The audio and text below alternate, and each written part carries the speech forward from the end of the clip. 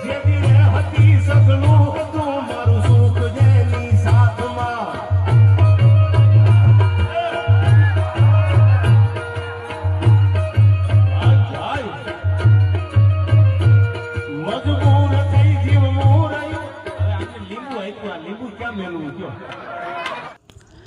નમસ્કાર દર્શક મિત્રો, વિડીયોમાં તમારું સ્વાગત છે।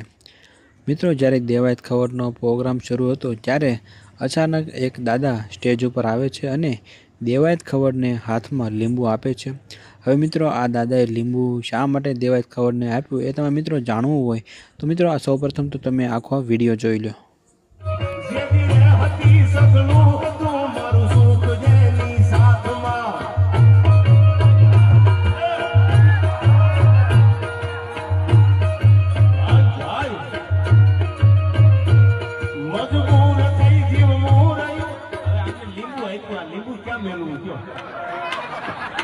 આ મને નજર ન લાગે ને એટલે આપ્યું।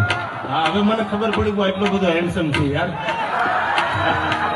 આ મને મોળુ બાપાએ સાક્ષી કરાવી દીધું। મને હું બોલું ખરાબ લાગે એટલે આ તો એમનું માહિતી વધારે, પણ મોળુ બાપાનું કહેવાનું એવું થાય છે કે લીંબુ ભેળું રાખો, કોઈની નજર ન લાગે।